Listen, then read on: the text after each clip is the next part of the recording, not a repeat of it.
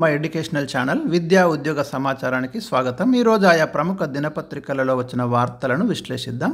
ఛానల్ని సబ్స్క్రైబ్ చేసుకోండి. Updates, GK, current affairs అయితే దాదాపు ప్రతిరోజు మీకు అందించడం జరుగుతుంది కాంపిటేటివ్ ఎగ్జామ్స్ సంబంధించి.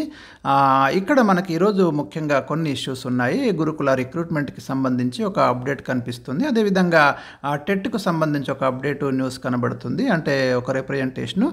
స్కూల్స్కి సంబంధించి ఒక అప్డేట్ ఉంది. భాషా పండితులకు సంబంధించి అప్గ్రేడ్ చేయమనే వాళ్ళకు ఒక డిమాండ్ వెళ్తుంది. ఎంట్రన్స్ ఎగ్జామ్స్లో మార్పులు అంటూ మరొక న్యూస్. ప్రధానంగా ఇవి కొన్ని ఉన్నాయి మనకి. ఇవాళ ఒకసారి పరిశీలిస్తే గురుకుల రిక్రూట్మెంట్కి సంబంధించి నియామకాలు నిలిచేనా అనే క్వశ్చన్ మార్క్తో ఒక వార్త కనబడుతుంది. నమస్తే తెలంగాణ దినపత్రికలో వచ్చినటువంటి వార్త ఇది. ఒకసారి గురుకుల రిక్రూట్మెంట్కి సంబంధించి రీసెంట్గా ఎవరైతే జేఎల్ కానివ్వండి, డిఎల్ కానివ్వండి, పీజీటీ వీళ్ళకైతే మరి అపాయింట్మెంట్ ఆర్డర్స్ అయితే ఇవ్వడం జరిగింది. ఇంకా పోస్టింగ్ ఆర్డర్స్ అంటే పలానా స్కూల్లో మీరు పనిచేయండి అని ఇచ్చే పోస్టింగ్ ఆర్డర్స్ కౌన్సిలింగ్ పెట్టి వీళ్ళకి ఇవ్వాల్సి ఉంది. అది జరగలేదు.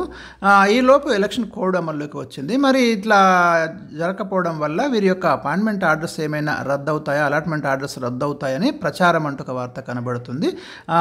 కొందరు ఏమంటున్నారంటే అట్లా కాదు, అంటే పోస్టింగ్ ఆర్డర్ పొందిన తర్వాత 60 రోజుల లోపు జాయిన్ కాకపోతే అప్పుడు ఇష్యూ వస్తుంది తప్ప దీనికి ఏం నష్టం జరగదని కొందరు నిపుణులు అంటున్నారు.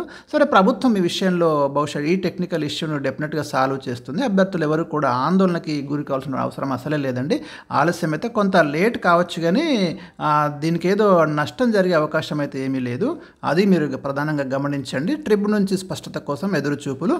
అడహకు పద్ధతిలో పోస్టింగ్స్ ఇవ్వడమే మార్గము. అలాంటిది కూడా ఏమైనా జరిగితే జరగవచ్చు, ఎలక్షన్ కమిషన్ పర్మిషన్ తీసుకొని టెంపరీగా. అదేవిధంగా ఇంకా మీకు ప్రమోషన్స్ విషయం, అంటే గురుకులాల్లో ఆల్రెడీ ఎవరైతే ఇన్ సర్వీస్లో ఉన్నారో వారు ఒక డిమాండ్ ఏం తీసుకొచ్చారంటే, మాకు ప్రమోషన్స్ ఇచ్చిన తర్వాతనే వీళ్ళకి ఆర్డర్స్ ఇవ్వండి, మరి ట్రాన్స్ఫర్స్ కావచ్చు, ప్రమోషన్స్ కావచ్చు, సాధారణంగా ఇది ఎక్కడైనా ఇలాంటిది ఉంటుంది. సో వారి యొక్క డిమాండ్ని కూడా ప్రభుత్వం పరిగణలోకి తీసుకొని వారి సమస్యను కూడా సాల్వ్ చేసి మీకు పోస్టింగ్స్ ఇవ్వచ్చు. లేదంటే టెంపరీ పోస్టింగ్స్ ఇచ్చి తర్వాత కోడ్ ముగిసిన తర్వాత కూడా ఈ ప్రాబ్లమ్ని సాల్వ్ చేసే దిశగా ఉండొచ్చు నిర్ణయాలు. కాబట్టి అభ్యర్థులు ఎవరు కూడా ఆందోళన చెందాల్సినటువంటి అవసరం అయితే లేదు. ఇది మనకి గురుకులకు సంబంధించి ఒక ప్రధాన వార్త ఇక్కడ మనకు కనబడుతుంది. చూడండి, మెయిన్ పాయింట్స్ అయితే నేను మీకు ఎక్స్ప్లెయిన్ చేశాను, మొత్తం వార్తను చదవకుండా ఇక్కడ. అది ఈ విషయం. నెక్స్ట్ వన్, టెట్లో గణిత సబ్జెక్ట్తో నష్టపోతున్న బయాలజీ అభ్యర్థులు. పేపర్ 2లో గణితాన్ని తొలగించాలి డిఎడ్ బిఎడ్ అభ్యర్థుల సంఘం అనేది ఇక్కడ ఒకటి కనబడుతుంది. అయితే బయాలజీ రాస్తున్న వాళ్ళు పేపర్ 2లో వాళ్ళకి మ్యాథమెటిక్స్ పేపర్ కూడా ఉంది. మరి నాన్ మ్యాథ్స్ కదా, ఈ మ్యాథమెటిక్స్ పేపర్ వల్ల ప్రాబ్లం అవుతుంది. చాలామంది అభ్యర్థులు క్వాలిఫై కాలేకపోతున్నారు, దానివల్ల డిఎస్సి రాయలేకపోతున్నారు. కాబట్టి టెట్ పేపర్ 2లోని బయాలజీ గణిత సబ్జెక్ట్ని మరి డిలీట్ చేయమని ఒక రిప్రజెంటేషన్ డిఎడ్ బిఎడ్ అభ్యర్థుల సంఘం అధ్యక్షుడు రావుల రామ్మోహన్ రెడ్డి ఒక రిప్రజెంటేషన్ తీసుకెళ్తున్నారు. రాష్ట్ర ప్రభుత్వం టెట్ పరీక్ష నిర్వహించిన నేపథ్యంలో ఈ నెల 20న సమగ్ర టెట్ నోటిఫికేషన్ జారీ కానుంది. ఈ క్రమంలో టెట్లోని లోపాలను సవరించాలని ప్రభుత్వానికి అయితే ఒక విజ్ఞప్తి చేయడం అనేది జరిగింది. భాషా పండితులకు సైతము స్పెషల్ టెట్ నిర్వహించాలని వీరు అడుగుతున్నారు. అదేవిధంగా ఈడబ్ల్యూఎస్ అభ్యర్థులకు కూడా టెట్లో సడలింపు ఇవ్వాలని డిమాండ్ చేస్తున్నారు. ఆన్లైన్ విధానంలో టెట్ నిర్వహిస్తే నార్మలైజేషన్ లేకుండా చూడాలని ఆయన ఆదివారం ఒక ప్రకటనలో డిమాండ్ చేసిన ఒక వార్త కనబడుతుంది. ప్రధానంగా వీళ్ళు 3 డిమాండ్ తీసుకొస్తున్నారు. భాషా పండితులకు స్పెషల్ టెట్ ఒకటి, ఈడబ్ల్యూఎస్ అభ్యర్థులకు కూడా టెట్లో సడలింపు ఇవ్వాలని అడుగుతున్నారు. అదేవిధంగా పేపర్ 2లో మ్యాథమెటిక్స్ అనేది ఇక్కడ బయాలజీ వాళ్ళకి ఎందుకు, దాన్ని వీలైతే రిఫార్మ్ చేయండి అనే ఒక డిమాండ్ అయితే ఇస్తున్నారు. గవర్నమెంట్ ఎలా స్పందిస్తుందో మనం వెయిట్ చేద్దాం. సో ఒక రిప్రజెంటేషన్ అయితే వెళ్ళింది. ఇది బయాలజీ విద్యార్థులకి కొంచెం ఊరటనిచ్చే వార్త. అంటే ఇప్పుడే మీరు ఏదో మ్యాథమెటిక్స్ పోయినట్టు మీరు ఆపేసి ఇంకా అది కాదు, ఇక్కడ గవర్నమెంట్ అఫీషియల్గా నిర్ణయం తీసుకుంటే తప్ప మీరైతే ఇప్పుడు ఉన్నటువంటి సిలబస్ ప్రకారం వెళ్ళండి. సేమ్ న్యూస్ ఇక్కడ కనబడుతుంది. కొత్తగా ఏమైనా ఉంటేనే చూద్దాం. ఇక్కడ పేపర్ 2 బయాలజీలో గణిత సబ్జెక్ట్ ఇవ్వడంతో అభ్యర్థులకు నష్టం జరుగుతున్నారు కాబట్టి ఇంకా okay, no problem. Same news ఉంది కాబట్టి వదిలేస్తున్నాను. బడికి అత్యవసర నిధి 25,000, అంటే ముఖ్యంగా ఉపాధ్యాయులకు సంబంధించి జూన్ 10 లోపు స్కూళ్ళ కంటే చిన్న చిన్న మరమ్మతులు చేసుకోవడానికి ఇక్కడ ఏం చేస్తున్నారంటే ఒక 25,000 ఎమర్జెన్సీ ఫండ్ కింద ప్రతి స్కూల్కి డిపాజిట్ చేస్తామని ఇక్కడ ఈ వార్తలో మనకు కనబడుతుంది. వీటికి టెండర్స్ ఎలాంటి అవసరం లేదు. ఇప్పుడు కొత్తగా అమ్మ ఆదర్శ పాఠశాల కమిటీలు పెడుతున్నాము. వారి యొక్క ఆధ్వర్యంలోనే ఈ చిన్న చిన్న ట్యూబ్ లైట్లు, బల్బులు, ఫ్యాన్లు, స్విచ్లు ఇవి ఉన్నా కూడా మరి కొంతవరకు ప్రాబ్లమ్స్ అయితే సాల్వ్ చేసుకోవడానికి అవకాశాలు ఉంటాయి.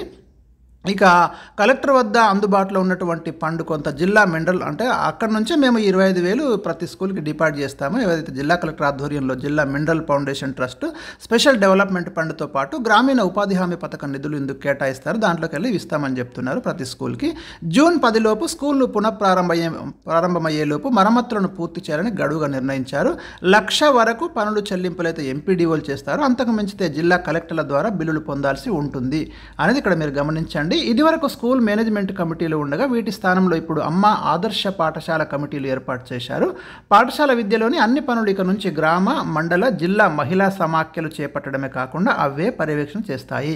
దీంతో సివిల్ వర్క్స్, ఇంజనీరింగ్ పనుల్లో ఇంజనీర్ల పాత్ర నామమాత్రం కానున్నది. కేవలం టెక్నికల్ అనుమతులు ఇవ్వడం వరకే ఇంజనీర్ల పాత్రను పరిమితం చేశారు. మానిటరింగ్ మొత్తం కూడా ఈ మహిళా సమాఖ్యల ద్వారానే ఇక నుంచి ప్రభుత్వ పాఠశాలలలో పనులైతే మానిటరింగ్ జరగనున్నాయి. కొంత కీలకమైన నిర్ణయం అని మనం ఇక్కడ చెప్పుకోవచ్చు. అండ్ నెక్స్ట్ వన్, భాషా పండితులను అప్గ్రేడ్ చేయండి. రీసెంట్గా హైకోర్టు డివిజన్ బెంచ్ ఇచ్చినటువంటి తీర్పును అమలు చేయాలని ఆర్యూపీపీ తెలంగాణ రాష్ట్ర ప్రతినిధి బృందం ఇక్కడ ఒక రిప్రజెంటేషన్ తీసుకొస్తున్నది. ఏదైతే గ్రేడ్ 2 పండితుల పోస్టులను అప్గ్రేడ్ చేసి పండితులకు గ్రేడ్ 1 పదోన్నతులు కల్పించాలని విజ్ఞప్తి చేసింది. అదేవిధంగా 4వ తరగతి నుంచే హిందీని ప్రవేశపెట్టాలని, ప్రాథమిక స్థాయిలో భాషా పండితులను నియమించాలని కూడా కోరింది. ఉన్నత పాఠశాలలో తెలుగుకు 9, హిందీకి 6 పీరియడ్లు కేటాయించాలని కూడా వీళ్ళు డిమాండ్ చేశారు. మరి ప్రభుత్వం దృష్టికి ఇవన్నీ తీసుకెళ్తున్నారు. ఇక లాస్ట్ న్యూస్, ఎంట్రన్స్ ఎగ్జామ్స్లో మార్పులంటూ మరొక వార్త మనకు ప్రధానంగా కనబడుతుంది. రాష్ట్రంలో మే, జూన్ నెలల్లో జరిగే ప్రవేశ పరీక్షలపై లోక్సభ ఎన్నికల ప్రభావం పడింది. ప్రధానంగా ఐసెట్తో పాటు టీఎస్, ఎంసెట్ తేదీల్లో వెబ్సైట్ అంటున్నాం ఇప్పుడు తేదీల్లో మార్పులు జరిగే అవకాశాలు కనిపిస్తున్నాయి. దీనిపై మంగళవారం సమీక్షించి అంటే 19న సమీక్షించి నిర్ణయం తీసుకుంటామని ఉన్నతాధికారులు ప్రకటించారు. రాష్ట్రంలో మే 13న మనకి పోలింగ్ ఉంది. జూన్ 4న రిజల్ట్స్ ఉన్నాయి. ఎన్నికల కమిషన్ అయితే అనౌన్స్ చేసింది. మే 9 నుంచి 12 వరకు వెబ్సైట్ పరీక్షలు నిర్వహిస్తామని ఇదివరకే తేదీలు అయితే రావడం జరిగింది. మరి పోలింగ్ 13వ తేదీన ఉండటంతో ఎగ్జామ్ పోలింగ్ తేదీ మధ్య గ్యాప్ ఒకరోజు మాత్రమే ఉంది. దీంతో ఎగ్జామ్స్ నిర్వహణపై కొంత అయోమయం నెలకొన్నది. అవసరమైతే ఒక సెషన్ ముందుకు తీసుకురావాలని కూడా అధికారులు భావిస్తున్నారు. ఎక్కువ మంది విద్యార్థులు ఉంటే మే 12న నిర్వహించే పరీక్షను ముందుకు అంటే 8వ తేదీకి మార్చే యోచనలో కూడా ఉన్నారు. తక్కువ మంది ఉంటే ఇప్పటికే షెడ్యూల్ అయిన తేదీల్లోనే అడ్జస్ట్ చేయాలని భావిస్తున్నారు. మరోపక్క ఐసెట్ ఎగ్జామ్స్ జూన్ 4, 5 తేదీల్లో నిర్వహిస్తామని షెడ్యూల్ విడుదల చేశారు. జూన్ 4న పార్లమెంట్ ఎన్నికల రిజల్ట్ ఉంది. దీంతో అనివార్యంగా ఇదైతే వాయిదా పడే అవకాశం కనిపిస్తుంది. మరోపక్క లాసెట్ ఎగ్జామ్ ఎన్నికల ఫలితాలకు ఒకరోజు ముందు అంటే జూన్ 3న ఉన్నది. ఈ పరీక్ష తేదీని మార్చాలా లేదా అనే దానిపై సమీక్ష జరగనుంది. కాగా ఎన్నికల షెడ్యూల్ వచ్చిన నేపథ్యంలో ప్రవేశ పరీక్షల షెడ్యూల్కు ఏమైనా ఇబ్బందులు ఎదురవుతాయా అనే దానిపై మంగళవారం సెట్స్ అధికారులతో చర్చించి సర్కారు దృష్టికి విషయాన్ని తీసుకుపోతామని higher education council chairman professor Limbadri వెలుగుతో చెప్పారు. ఆ తర్వాతే పరీక్ష తేదీల మార్పుపై నిర్ణయం తీసుకుంటామని వెల్లడించారు. అంటే అభ్యర్థులు మీరు మనకి ఈ నెల 19 వరకు అయితే వెయిట్ చేయండి. ఏం జరుగుతుంది అనేది మనకు 19th రోజున తాజా అప్డేట్ వస్తుంది. తప్పకుండా మీకు ఛానల్లో నేను అందిస్తాను. సో ఇవి ఈరోజు ప్రధానంగా ఉన్నటువంటి వార్తలండి. మరి ఇంకా ఏమైనా అప్డేట్స్ ఉంటే తప్పకుండా అందిస్తాను మీకు.